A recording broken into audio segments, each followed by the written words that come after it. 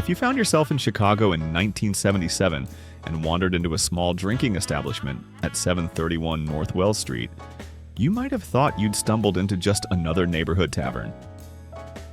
The place had all the hallmarks of a typical bar: a jukebox, a cash register, the comforting clink of glasses, and the faint hum of small talk. But this wasn't an ordinary watering hole. This was the Mirage Tavern, a cleverly engineered undercover operation designed to expose corruption in city and state regulatory departments. The Mirage was not owned by a shadowy syndicate or a group of seasoned bar owners looking to make their mark on the Chicago nightlife scene.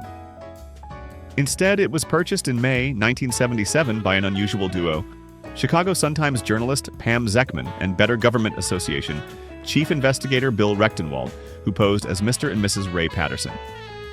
Their goal: to investigate the widespread allegations that small businesses in Chicago were routinely shaken down by city inspectors, forced to pay bribes to overlook code violations, or risk bureaucratic hell.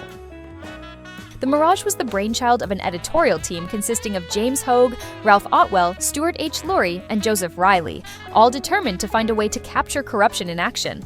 They knew that reporting on bribery was one thing, but documenting it with irrefutable proof was another. So they set up an elaborate operation, placing undercover reporters and investigators in key roles. Pam Zeckman and Bill Rechtenwald posed as the new bar owners. Zayen Smith, a Sun-Times reporter, played the role of the bartender. Jeff Allen, an investigator, took on the role of the tavern manager. Gene Pesek and Jim Frost, Sun-Times photographers, disguised themselves as repairmen.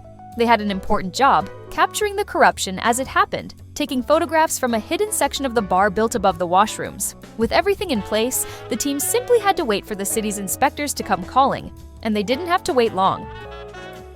It turned out that city inspectors operated under a remarkably predictable system, one the journalist would later dub the supermarket approach to graft: low prices, high volume. The shakedowns were usually small, rarely more than $100, but they happened frequently and across multiple agencies.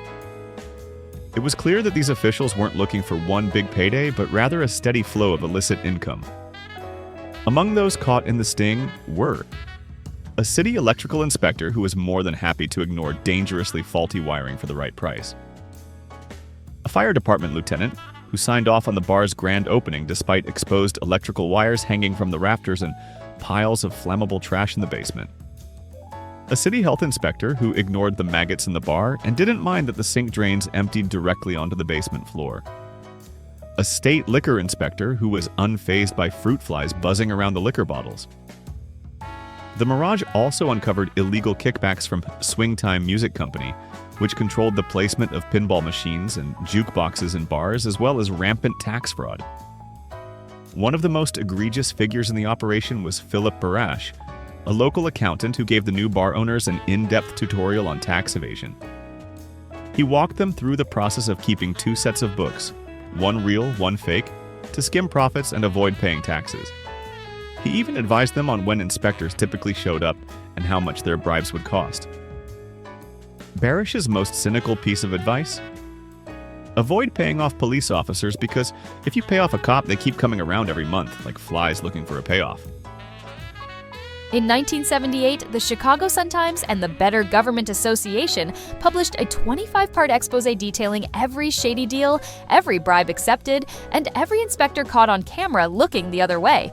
It was explosive. The series pulled back the curtain on a system so deeply entrenched in corruption that it was practically standard operating procedure. The response was swift. Outraged citizens demanded change. And for once, change actually came. The federal government, the IRS, and the Illinois Department of Revenue all launched investigations. Some key outcomes of the Mirage sting included: the IRS sent 20 agents to investigate tax fraud in cash businesses. The Illinois Department of Revenue created the Mirage Audit Unit, a new investigative body focused on tax evasion. The city was forced to revise its code enforcement procedures and tighten oversight on inspections.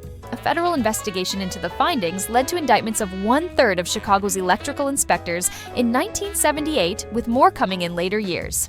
Despite the undeniable impact of the investigation, the Chicago Sun-Times was controversially denied a Pulitzer Prize for the exposé. The Pulitzer Board, led by Washington Post editor Ben Bradlee, refused to honor the series, on the grounds that the journalists had used deception to obtain their evidence. While the decision remains a debated one, it did not diminish the impact of the investigation itself.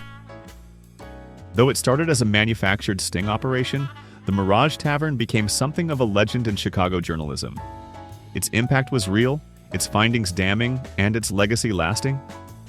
Over time, the bar changed hands multiple times, undergoing renovations and rebranding efforts. Today, the building houses the Brayan Pub, a far cry from the grungy, corruption-ridden Mirage of the 1970s. While the Sun-Times team might never have gotten their Pulitzer, their work remains one of the most audacious and effective pieces of investigative journalism in modern history. They set out to document corruption, and they did so in a way that made it impossible to ignore. For Chicagoans of a certain generation, the Mirage Tavern isn't just the name of a long-gone bar. It's a reminder that sometimes the best way to catch a crook is to let them think they're the one running the con. If you're enjoying the content, don't forget to hit that like button and subscribe for more awesome videos.